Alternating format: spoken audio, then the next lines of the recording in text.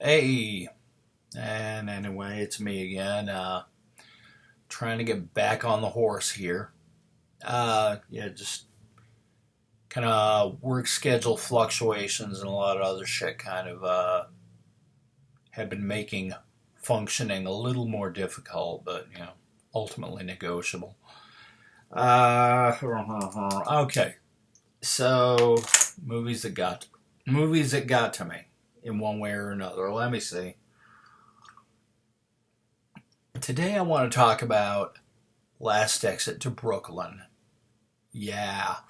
Okay, so I know a lot of folks, and just I kind of come into acquaintance with a lot of folks. There are certain people who approach me on social media, and there are some people when I look at them and I see who they're friends with and whatnot, and I look and I say, okay, this is a movie person, and they're probably someone my wife knows, or this is an art person, or this is a writing person, and writing people are usually kind of connected to me through writing or different publications that we've both been in.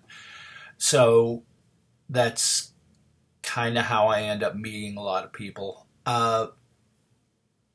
Any writing people who've known me for any extended amount of time know that probably my favorite author in the world is Hubert Selby Jr. And Last Exit to Brooklyn is one of my absolute favorite books ever. Brian Shane turned me onto that book back in the '80s. Um, so brilliant ass book. Just Selby's way with language blows me away.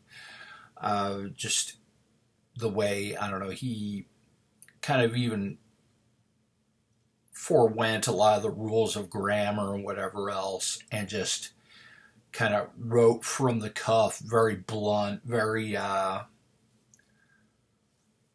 just very no bullshit. Yeah, at the same time, he had kind of a musicality and an intelligence about him, and the way he orchestrated language and discussion and dialogue.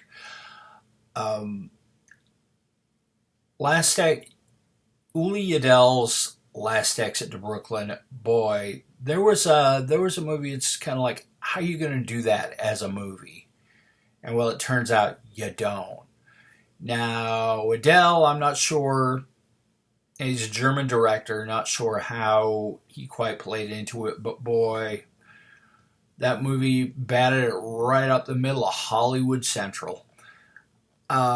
Certain segments actually turn out okay, and Baby Makes Three really good. They did a really good job of tying in all these characters and kind of giving them kind of the shared, I would say shared universe, shared neighborhood. um, the Queen is Dead, you know, great chapter. They did a great job with it, I thought. Strike, it's kind of the lengthiest chapter in the book, and I'm kind of hot and cold on it because I was kind of hot and cold on both that part of the book and the movie, but I don't know. I guess ultimately it was all right. Tra La La, great till it ends. Man, I'll tell you what, just the way that pans out. I don't know. My main problem, well, I got a couple of main problems with that movie. Um, First of all, I guess, is they gave it kind of this sunny, optimistic ending, which the book did not have. I was like, there's nothing sunny and optimistic going on in this world. And, just, I guess their concoction of, this kid who's part of the main family who crushes on Tralala and runs around after her and everything. And, just then the ending where they actually kind of soften just what a rough flick that was. I got a problem with that. I got a problem with that, and I think it runs totally counter to what Selby was trying to say. And and what he was trying to depict. Now, Selby, if he were still with us, might kind of argue point on that because, I guess he approved of it on one level or another. And he actually gives a brief and kind of humorous appearance in it. But, so that's my one problem. The sunny, optimistic ending kind of made me want to go out and slap somebody. But I think my other problem, and you can kind of ride either side of the fence on this one, but to me, my favorite chapter of that book is the last one, the coda. And that thing, I mean, probably the argument you could give me is that it's like, almost like unfilmable in the same way that that Naked Lunch was thought of as unfilmable, and really was. They had to take it in a totally different direction or to make a movie out of it.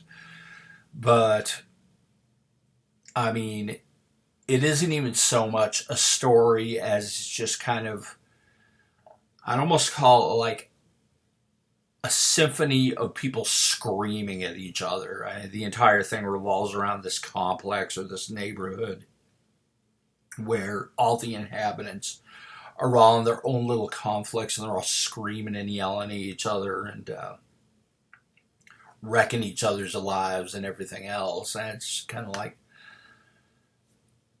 how do you orchestrate that kind of an ending and put it in a movie? And you probably can't, realistically, but I'll tell you what, that is my favorite part of the book. And the movie really kind of suffers, in my opinion, for not having something like that.